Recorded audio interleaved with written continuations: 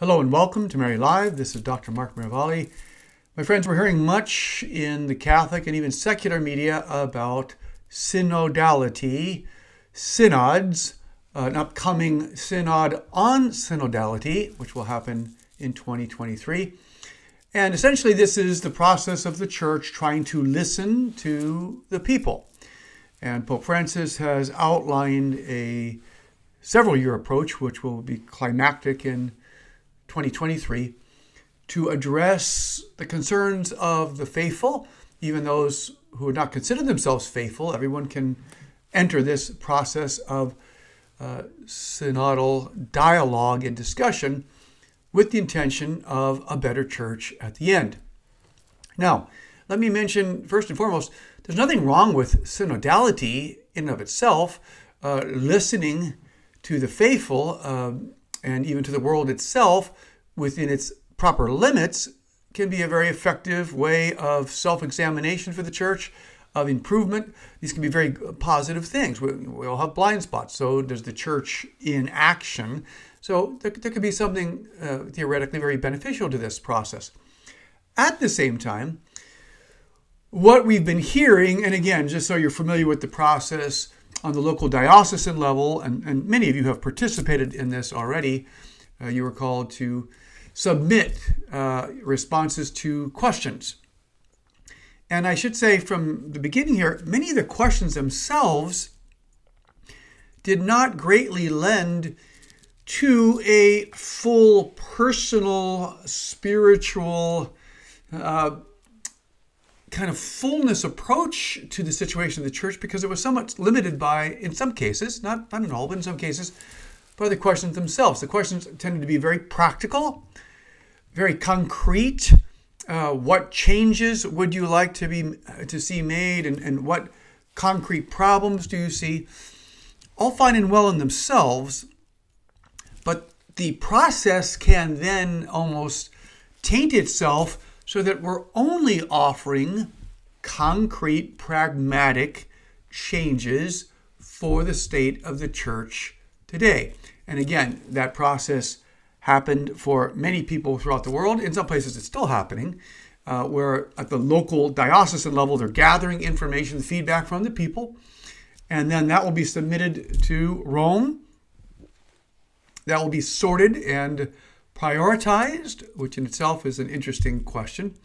Prioritized by whom and based on what presuppositions, but that's obviously a necessary part of the process. The synod of bishops can examine every comment from every Catholic who has an opinion, and even, again, this has encouraged comments from non-Catholics. So that process then will lead up to some statements and some conclusions by the bishops submitting to the Holy Father, and then ultimately the Holy Father will have the final say on what becomes concrete changes based on this.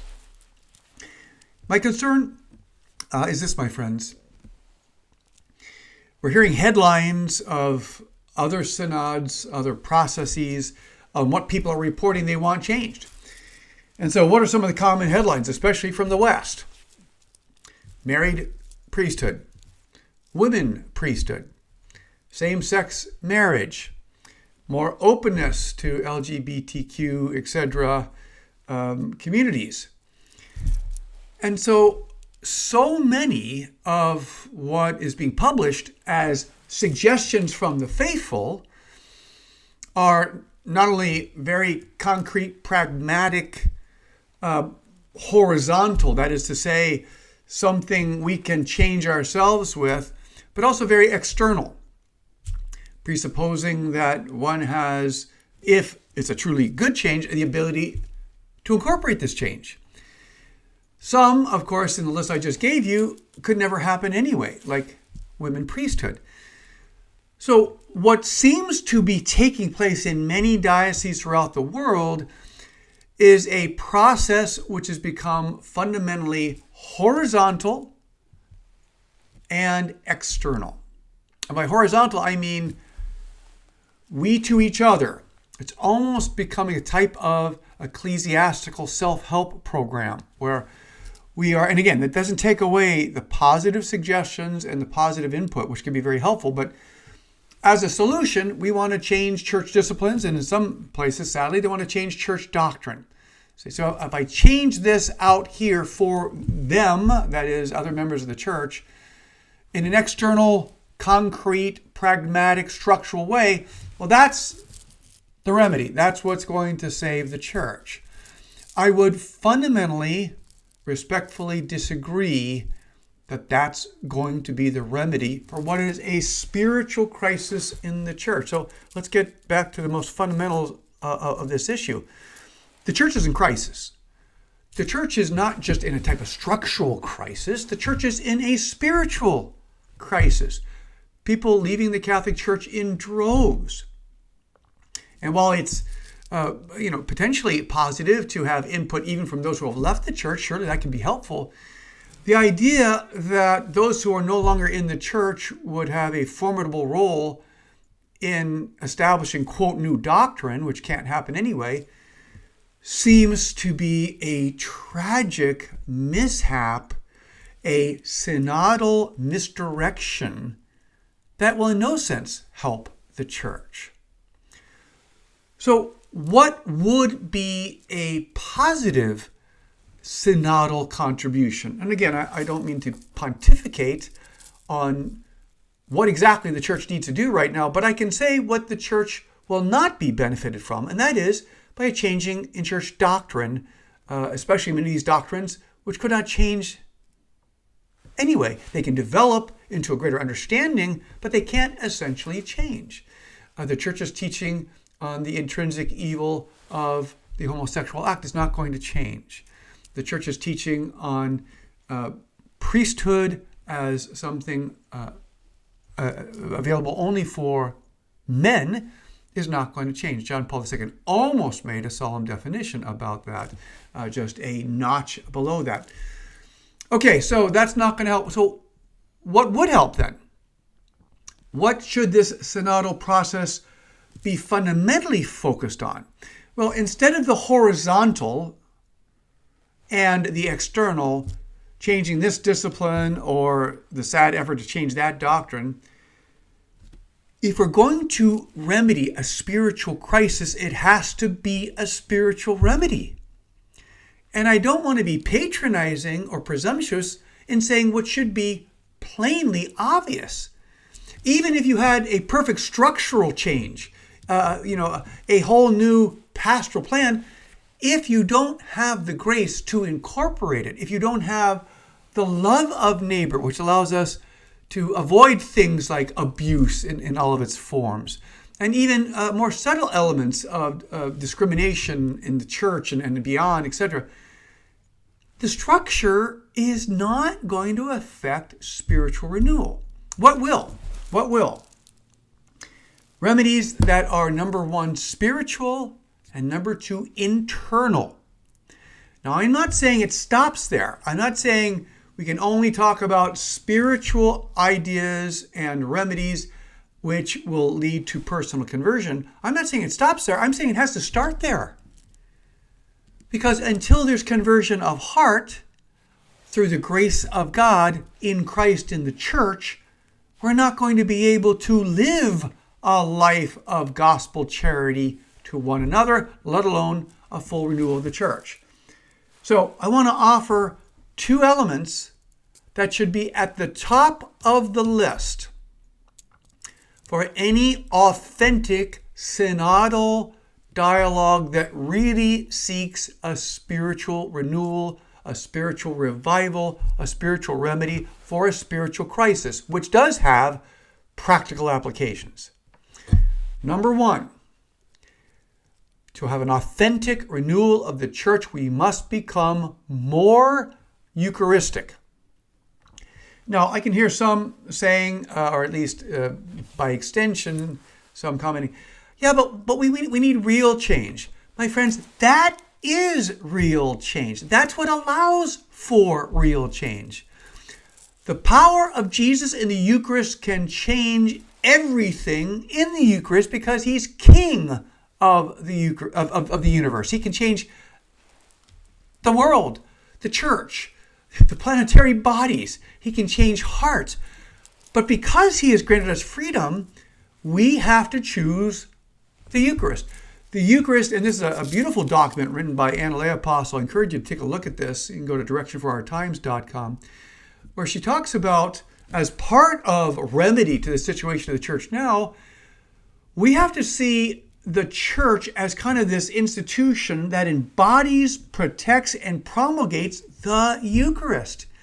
Why? Because Jesus is the answer to everything, and his Eucharistic presence is an exponential spiritual force of grace and love. Remember, he's a person, not just a force. This is not Star Wars. This is Jesus Christ, the true King of the universe.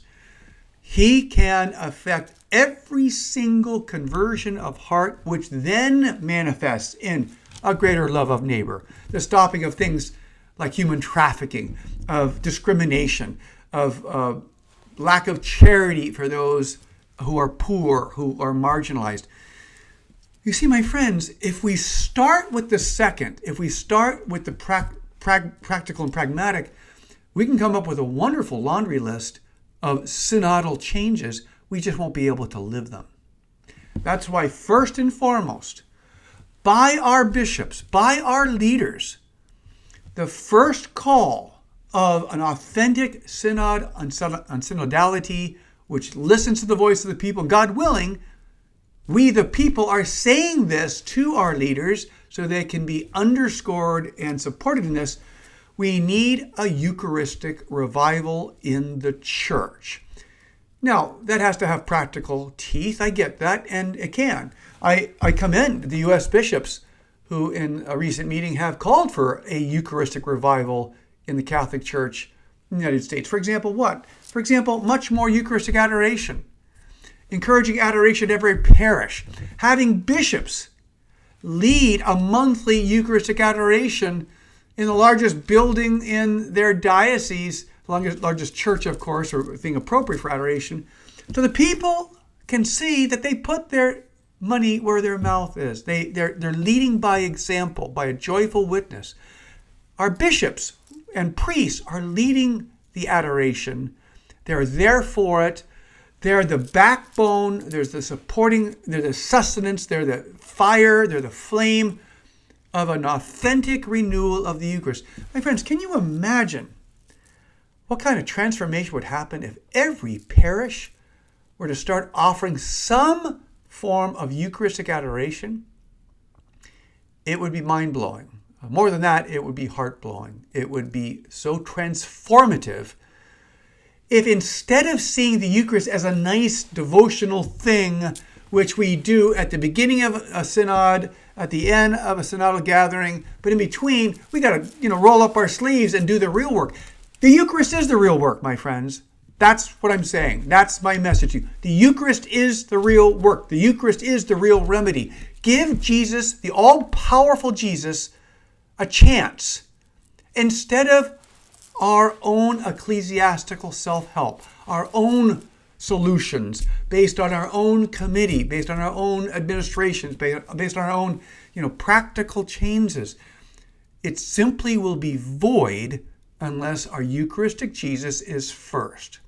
So number one, on every synodal response, not exclusive, but primary, first, should be a Eucharistic revival. More adoration, encouragement for daily Mass, of course, Sunday Mass, preaching on the beauty of the liturgy. How often have we heard, when was the last time you heard a moving homily on the sacrifice of the Mass? Or spending time with Jesus each day, or what Fulton Sheen used to call the one great remedy for priests, a holy hour. If you can't do a holy hour, do a holy half an hour. But get your being before his being in the Eucharist. That should be number one for an authentic spiritual remedy to a authentic, some might even say unprecedented spiritual crisis that's being experienced in the church and the world today. Not just as a nice devotional opening and close, but as the first remedy. Let's give it to Christ. It's his church after all, we have to remember. It's not ours, it's his. So let's put our first priority of authentic Catholic renewal, a new emphasis in every conceivable way, at every level of church life, on the Eucharist. Mass, worthy reception, adoration, as much as we can. Number 2, we have to Marianize the church. Again, some might be saying, well, there he goes again. These are nice platitudes, but they don't do anything. I beg to differ, my friends. Look at history. How many times has Our Lady interceded to save the church at critical moments, to save countries, to save nations from major disaster, from takeover, from Muslim Turks and even elements of communism? Our Lady, after Jesus in the Eucharist, is the most powerful means of the distribution of graces, which is what we need for an authentic church renewal. Now, St. Maximilian Kolbe used to use the expression to Marianize the church. What does that mean? It means we seriously ask the question, and again, I say this with total respect. Holy bishops, bishops of the church, please take this to heart. Please don't take this as, well, we'll end our synod or our synodal gathering with a nice procession and we'll, crown a statue of Our Lady in the back corner. No, put her in the front. Put her as number 2 after our Eucharistic Jesus as the remedy. Call our faithful, you our bishops, by example, call the faithful to return to a generous love of the mother, where we can ask the question, not only what would Jesus do in this situation, but what would Mary do? Now, why would we have to say what would Mary do if we've already said what would Jesus do? Because Mary was human. And sometimes we have this thing, Jesus would do this, but after all, he's Jesus, he's divine. I'm not Jesus. Don't put me on a divine level. You can't do that with Mary. Our Blessed Mother was entirely human. She was immaculate, full of grace, but she was entirely human. And so to have a new entry of the maternal and the feminine in the church, and by feminine I mean especially, as St. Edith Stein said, a new focus on the person. Don't just look at the institution. Don't just look at the big picture. Women and mothers are great at looking at persons, individual kids, what their needs are.